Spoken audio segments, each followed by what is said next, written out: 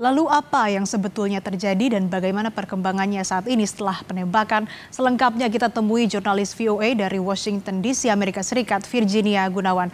Virginia, sudah adakah informasi ini penembakan oleh siapa dan bisa Anda konfirmasi apakah ada korban tewas di sana?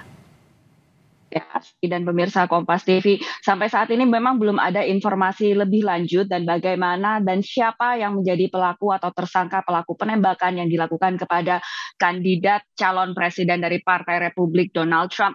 Dan juga mantan Presiden Donald Trump ini ya. Dan pernyataan resmi dari Secret Service atau Pas Pampres Amerika Serikat ini menyatakan bahwa tersangka pelaku penembakan dinetralkan oleh Pas Pampres, satu penonton rally atau kampanye tewas dan satu atau dua lainnya terluka parah. Aparat keamanan mengamankan senjata serbu sejenis tipe AR di TKP, namun investigasi masih terus berlanjut dan aparat keamanan juga sedang melakukan investigasi selanjutnya yang akan dilakukan oleh Federal Bureau Investigasi atau Biro Investigasi Federal Amerika Serikat.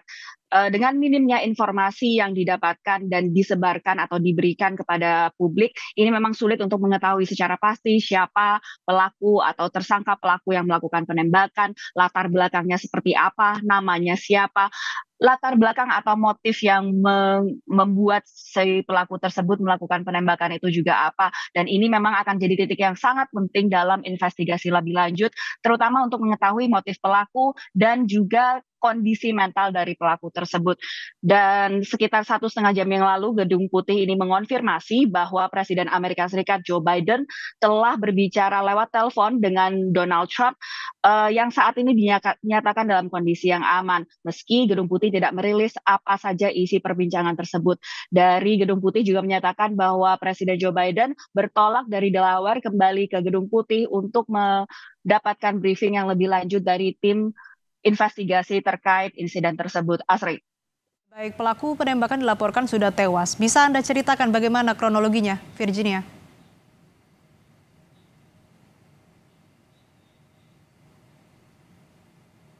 Merupakan salah satu yang disampaikan juga oleh Pas Pampres Amerika Serikat Secret Service ini menyatakan terjadi pada pukul 6 ketika penembakan terjadi memang terlihat penembakan itu atau tersangka yang melakukan penembakan berada di posisi yang lebih tinggi dibandingkan rally tempat kampanye Donald Trump sedang memberikan kampanye atau pidatonya tersebut.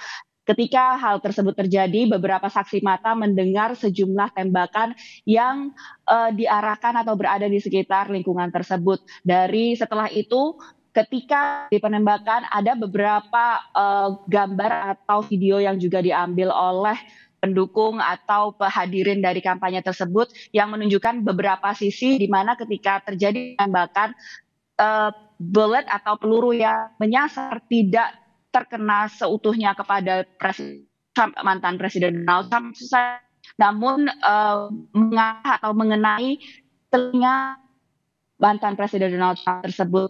Ketika terjadi penembakan tersebut, lalu Donald Trump lalu dilindungi oleh pas-pampres menutup atau mengelilingi mantan presiden tersebut.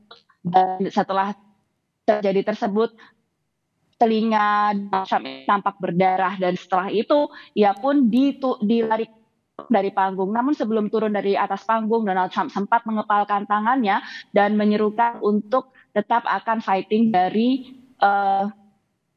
insiden tersebut. Setelah itu ia turun dari panggung tempat ia berkampanye. Beberapa saat kemudian diketahui bahwa penembakan telah dinetralkan oleh Pas Pampres dan tembakan-tembakan yang lainnya masih terus diinvestigasi siapa yang melakukan atau siapa yang mengenai beberapa korban yang terkena tembakan dalam rally tersebut. Asli. Apakah peristiwa seperti ini, seperti serangan maksud kami ini pernah terjadi dalam kampanye Presiden Amerika Serikat sebelum-sebelumnya?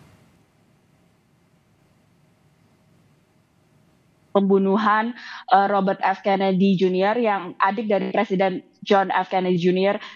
John F. Kennedy yang tewas karena penembakan pada 1968 setelah ia menang dalam pemilihan pendahuluan dalam Partai Demokrat sendiri, posisi sebagai kandidat calon presiden untuk maju ke pemilihan umum di Amerika Serikat pada saat itu.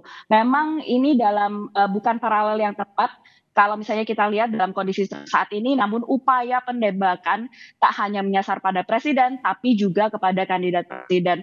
Sementara untuk Trump sendiri, ini adalah upaya penembakan keempat. Percobaan pertama terjadi ketika ia menjadi kandidat presiden pada tahun 2016 lalu, tepat pada bulan Juni, lalu kembali menjabat sebagai presiden pada tahun 2017 lalu.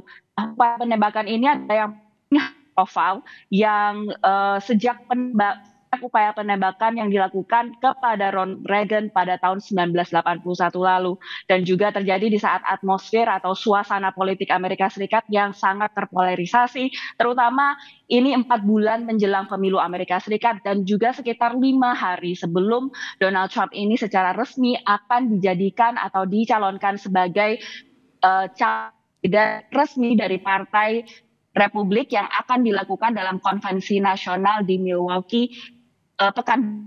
Nah, ini tentunya menjadi salah satu titik yang sangat diperhatikan dalam publik Amerika Serikat. Tadi kita melihat ada rahasia bagaimana prediksi selanjutnya terhadap pemilu di Amerika Serikat, bagaimana ini bisa mempengaruhi atau insiden ini akan mempengaruhi pemilu Amerika Serikat. Kita lihat sedikit ada komparasi dengan upaya pembunuhan Ronald Reagan pada tahun 1981 lalu. Setelah upaya pembunuhan yang ditujukan kepadanya, tingkat approval atau persetujuan dari kinerja kepresidenan Ronald Reagan pada saat itu yang menjabat sebagai presiden ini melonjak signifikan sebanyak 8%, dari 60% menjadi 68%, karena adanya simpati dari warga Amerika utama terhadap upaya pembunuhan yang ditujukan kepadanya. Trump sendiri dijadwalkan masih terus akan menghadiri beberapa event yang sudah dijadwalkan kepadanya. Salah satunya adalah untuk hadir dalam event UFC yang akan berlangsung di Denver, Colorado. Asik. Ya baik, lalu kan tadi Anda menyebutkan juga kondisi Donald Trump saat ini memang sudah dievakuasi begitu, sudah berkomunikasi juga dengan Joe Biden. Lalu informasi apa lagi yang Anda peroleh dari kondisi Donald Trump terkini, Virginia?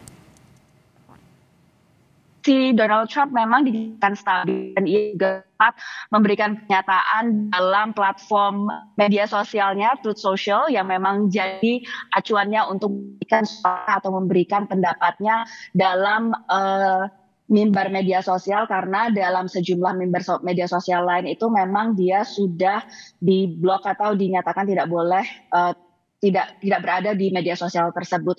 Dan dari pernyataan-pernyataan yang dia sampaikan dalam mimbar tersebut memang ditujukan bahwa ia ingin menyampaikan terima kasihnya kepada Pak dan juga pihak berkeamanan yang sudah melindungi dia dalam atau merespon secara cepat dalam upaya yang dilakukan kepadanya. Dan ini memang sebuah sentimen yang dinanti-nanti mendukung Donald Trump, di mana platform ini paling sering digunakan oleh Donald Trump untuk mendekati atau reach out atau berhubungan dengan para pendukungnya. Lewat media sosial ini sudah cukup untuk memberikan gambaran kepada para pendukungnya bagaimana kondisi Donald Trump saat ini. Yang dinantikan apakah benar besok Donald Trump ini akan muncul di event US dijadwalkan kepadanya di Denver, Colorado tersebut, Asri. Baik, kita nantikan kehadiran Donald Trump besok. Kita akan lihat bagaimana kemudian perkembangan penyelidikan juga dari kasus penyerangan ini. Terima kasih laporan lengkap Anda, jurnalis VOA Virginia Gunawan dari Washington DC.